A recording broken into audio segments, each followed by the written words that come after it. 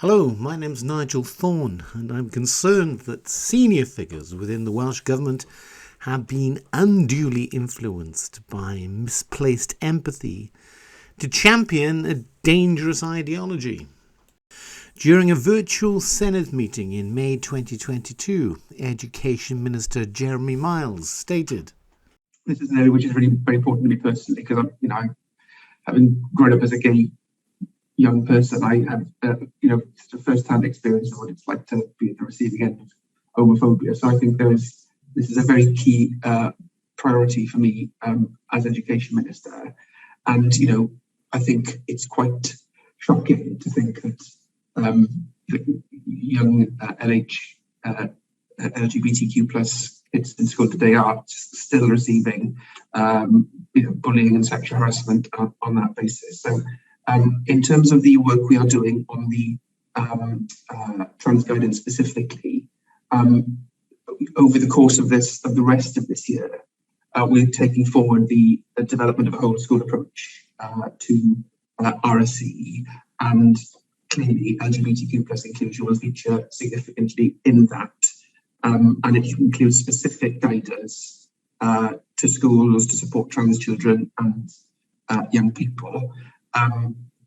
It's clear, just the way that Siobhan Williams, your question was suggesting, schools are keen to have clear and robust guidance and training as well, actually, to support trans children and young people.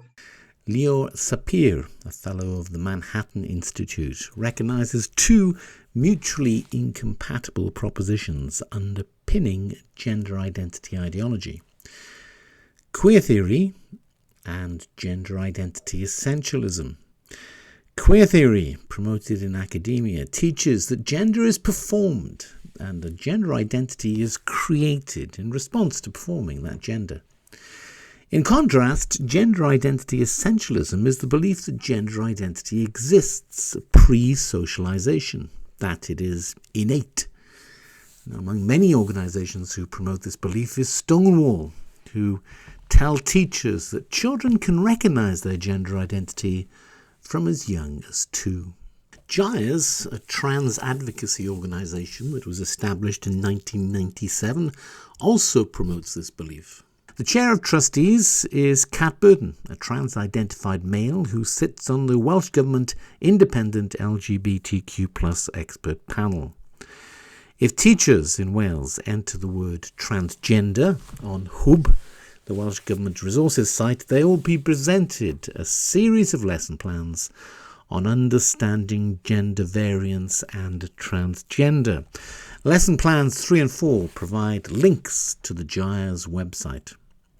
On the GIRES website, in a section on support for educators, it states, information, advice and training are provided not only by GIRES, but also by the All Sorts Youth Project, Gendered Intelligence, Mermaids and Schools Out. The All Sorts Youth Project produced a trans inclusion toolkit referenced in the Trans Inclusion Toolkit for Wrexham schools. The Wrexham Toolkit states, given the spectrum of trans identities and experiences, it is important that any support you offer a trans child or young person starts with identifying their individual needs. It is important that their identity is validated and supported in any work that you do. The LGBTQ+ expert panel recommend that the Welsh Government produce national trans guidance as exemplified by the guidance produced by Wrexham.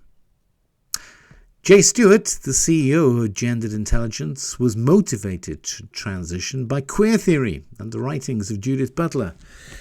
Mermaids, along with GIRES, have been accused of having undue influence in the promotion of so-called affirmation therapy at the GIDS clinic at the Tavistock. Schools Out, the organisation responsible for starting LGBT+ History Month in the UK, works in schools and is highly opposed to gender-critical beliefs. Kate Hutchinson, a trans-identified male and trustee of Schools Out UK, sits on the Welsh Government Independent LGBTQ+ expert panel. Stephanie Davies-Arai, founder of Transgender Trend, talks about children with gender dysphoria, GIRES, and its influence in schools. So I'm going to talk today about that term transgender kids and how we have changed our language in the way that we refer to children who have gender dysphoria. The term transgender by definition establishes gender conformity as the rule. It teaches children that if you transgress the gender rules for your sex, you must go over to the other side and identify yourself as the opposite sex. Even if your gender transgression is not that extreme, you can no longer claim to be a boy or a girl. You must redefine yourself as non-binary, neither boy nor girl or a mixture of both. And it's suggested to children who transgress the gender rules for their sex that the fault in them is so grave that medical intervention is necessary to correct it. If you are a girl who has interests typically or traditionally associated with boys, then you are a boy. This is your true, authentic self, and this can only be expressed through a lifetime as a medical patient. So who would teach children such a regressive, misogynistic, and harmful way of understanding themselves? Well, now schools and the Department for Education and local authorities. So this is no marginalised sector of society lobbying to get their voices heard. This is policy capture at the highest level by organisations and charities such as Stonewall, Mermaids, Gendered Intelligence, GIRES, All Sorts, and Educate and Celebrate. And these are not child support organisations in any neutral sense, but activists who are at the forefront of shaping public policy and government legislation for the whole of society. They are political organisations. They're heavily funded by government departments and lottery grants and charities such as Children in Need. And between them, they advise and provide training for the police, the Home Office, the Equality and Human Rights Commission, the Crown Prosecution Service. They've done Girl Guiding UK, the Football Association, Sports England, the Prison and Probation Service. I could go on. But along with schools, the NHS, the NSPCC, and social services, and of course the media. So the political campaign of transgender activists has two key goals. One is to establish gender identity as the distinction between men and women in society and in law. And the other one is to establish affirmation and social transition as the only legitimate approach towards children with gender dysphoria.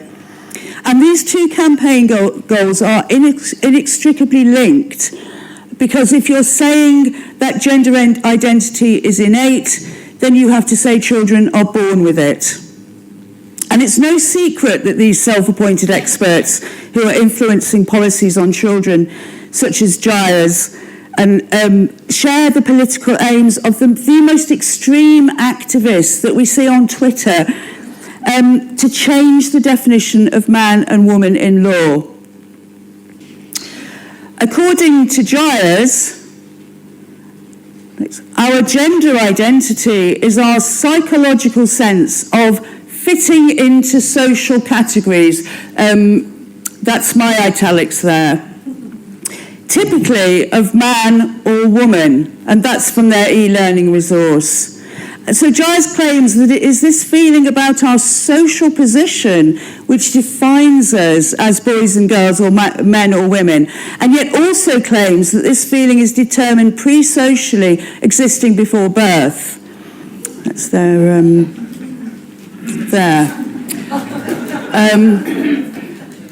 really clever, self-aware fetuses we're looking at. So just a quick look at how the transgender resources in schools teach this message to the youngest children from early years onwards. This is the GIRES teaching resource, which really shows very clearly how this theory of gender identity is based on essentialist brain theories. that you either have a pink brain or a blue brain, and those brains can end up in any bodies. Next one. And this is just one of the ways. This is from a book called Introducing Teddy, and this is for early years children. And it shows one of the main messages that children are taught in these books, that I need to be myself. And if you look at all of the transgender books for children, you'll notice that whereas books about gay and lesbian people tend to be older people or two mummies or two daddies, the transgender books are all about children transitioning, or teddies or penguins, creatures without genitals. And this is one of the key messages, that being transgender is being your true, authentic self. And once we call a child transgender, rather than calling a child factually a child with gender dysphoria, then we have to follow that with the approach of affirmation, because otherwise we would be transphobic. So I want to point out that what schools are being asked to do is not to include transgender people like under the protected characteristic Gender Reassignment and Equality Act, and make sure that they are referring to that protected characteristic and ensuring that there is no discrimination against children who identify as transgender, which would be correct. What they are being asked to do is to take part in an experimental approach towards children, which is called affirmation and social transition. And affirmation is not a model which has been informed and developed through clinical research, and there is no evidence to support its use in schools. Kate Hutchinson tells teachers that Transgender Trend are an anti-trans group. Another member of the LGBTQ plus expert panel who believes in gender identity essentialism is Dr. Sophie Quinney, a highly political medical professional and clinician at Wales's only gender clinic in Cardiff. Hello, my name is Sophie Quinney and I'm one of the gender clinicians here at the Cardiff Clinic.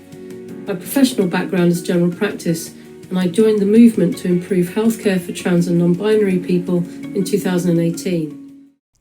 Quinney signed an open letter to the organisers of London Pride, complaining about the actions of Get the L Out, a protest by a handful of lesbian activists in front of the Pride March in London in 2018. The letter from July 2018 was written by Aimee Challenor, a trans-identified young man, and at that time member of the Stonewall Trans Advisory Board and a candidate for the deputy leadership of the Green Party, whose campaign manager was his father, David Challenor. By the end of August 2018, David Challenor had been convicted of the rape and torture of a 10-year-old girl.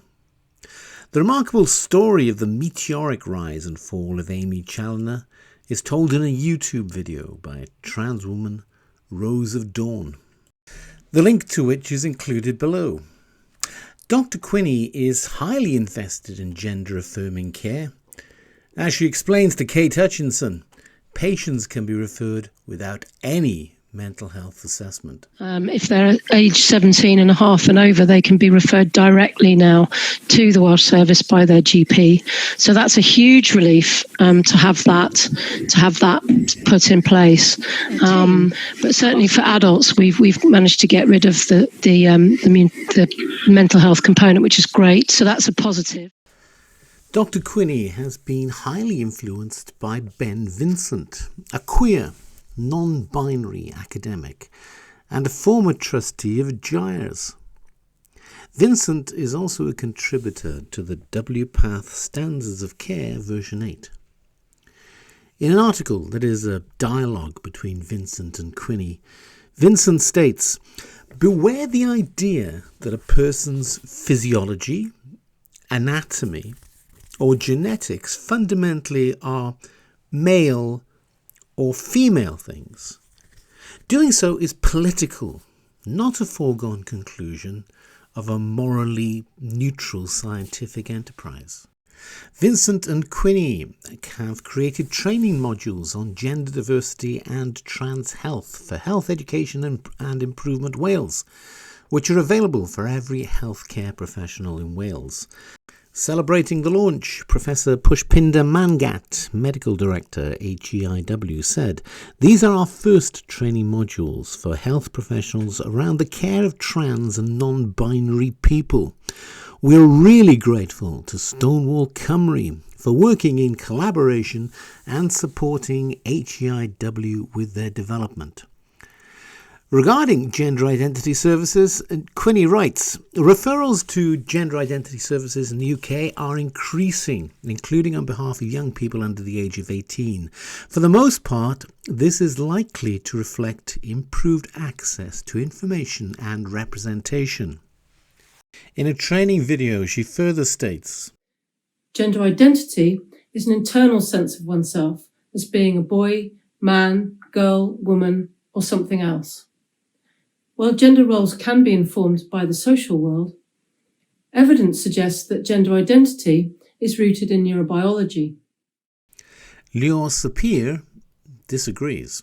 What explains this dramatic surge in transgender identification among young people? And there are two hypotheses. One is the social acceptance hypothesis that basically says, these kids have always existed. The rates that we're seeing are completely normal. The only thing that's changed is that society has become more tolerant, more accepting, and therefore these kids feel more comfortable coming out and telling everybody who they truly are. So that's the social acceptance hypothesis. But then there's also the social contagion hypothesis, which says that trans identification is primarily or exclusively a fad, a kind of a thing that teenagers influence each other into doing. That there are all these kind of cultural cues and social incentives that get kids, and particularly girls, we'll get into that, to identify in this way. And that's known as the social contagion hypothesis. Okay, so let's get into some of the evidence for each one of these. So the social acceptance hypothesis, as I said, assumes that trans kids, that first of all, that there is this category of individuals called trans kids, that people are born like this. They're born with a gender identity that doesn't match their sex. Usually this is couched in the analogy to gay rights, just as gay people are born that way, so too trans people are. Especially in the context of civil rights regulation in the federal courts, advocacy organizations have made claims about brain sex, meaning that gender identity has a neurological foundation. But there really is no good evidence for these claims. The claims on behalf of a neurological basis are based on studies with a very, very small cohort, the most famous of them having examined only 6 adult transsexuals. And even then, it could not control for confounding factors like homosexuality. So there really is a very, very weak basis for the neurological explanation. And so instead, it's inferred psychologically by the consistency or the tenacity of a person's assertions, right? And this also appears in psychological literature. They acknowledge this point that we don't yet know what causes a person to reject their sex. All we can know is we can infer things based on their behavior. And another reason to doubt the kind of the neurological or innate explanation of gender identity is that the vast majority of kids who exhibit these behaviors and who are diagnosed with gender dysphoria historically, 11 studies have shown, will desist, meaning they'll come to terms with their sex by puberty, and the vast majority of them, by the way, will come out as gay or lesbian, whereas in contrast, close to 0% of gay or lesbian people spontaneously become heterosexual, right? So that's kind of more evidence that the whole gender identity being brain sex explanation lacks evidence. I should also note that there's a tension within the social acceptance argument, which is that the same people making that argument often claim that we are living in times of unprecedented hostility towards trans people. And for exactly that reason, we need a robust civil rights program to protect trans people from growing social hostility. So it's not clear how those two arguments can fit together, that more kids are coming out because society is more welcoming, but society has unprecedented levels of hostility, and therefore we need civil rights protections. In July 2022, it was announced that the GIRES clinic at the Tavistock was to shut, as it was not a safe option. Doctors reported concerns that some patients were referred onto a gender transitioning pathway too quickly. In an interview, Hannah Barnes, author of Time to Think, the inside story of the collapse of the Tavistock's gender service for children, said, I don't think that the majority of people that worked at GIRES were ideologues. They were just hard-working, caring professionals who wanted to help kids, like the vast majority. And that's why, and they became concerned when the reality didn't really match the theory, if you like. Where I think ideology really impacted on GIRES is that there seemed to be this inability to stand up to some of the trans charities and groups. And, you know, it was lobbying in part, not totally, absolutely not, but pressure from those groups that helped lower the age at which puberty blockers could be available in the first place. There was a real big push for that. But there was pressure from elsewhere too, and in the medical community. But I think there was this almost, clinicians have described to me, there was this fear of sort of upsetting those groups like Mermaids, which people have probably heard of, and GIRES, and that when data became available that challenged what they thought they knew, and that perhaps showed that actually puberty blockers weren't working in the way they thought and had been telling families, they didn't change direction. And some people told me, some clinicians told me that they felt that was because there was a fear of how some of the groups might respond. Barnes commented on the huge proportion of children who transitioned who were same-sex attracted. Every clinician I spoke to said that so many of those young people were same-sex attracted, even those that spoke really favourably about the work at GIRES, and particularly the girls. And actually, when those clinicians who were gay themselves raised those concerns, they say they were accused of being too close to the work, that they were seeing something that wasn't there. And what they've turned around and says, look, they say, look at the data. Like, it's really rubbish. Like, we don't have much of it, but what we do have absolutely bears that out.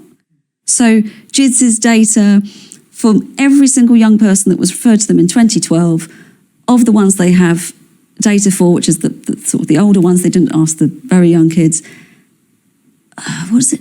I think 90% of the girls identified as either same-sex attracted or bisexual, and 80% of the boys.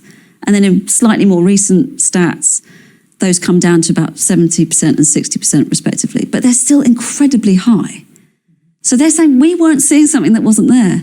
And I've spoken to young people themselves. There's a case in the book, Harriet, who said, I was a lesbian, and it was so obvious. I went into my GIRES assessment and I talked about the first relationship that I'd had with a girl, and I felt really ashamed about it because she wouldn't talk to me in public. And I've never been attracted to a boy. And all that was ignored. So it's not... the data, the personal experiences, the experiences of the clinicians, it's there.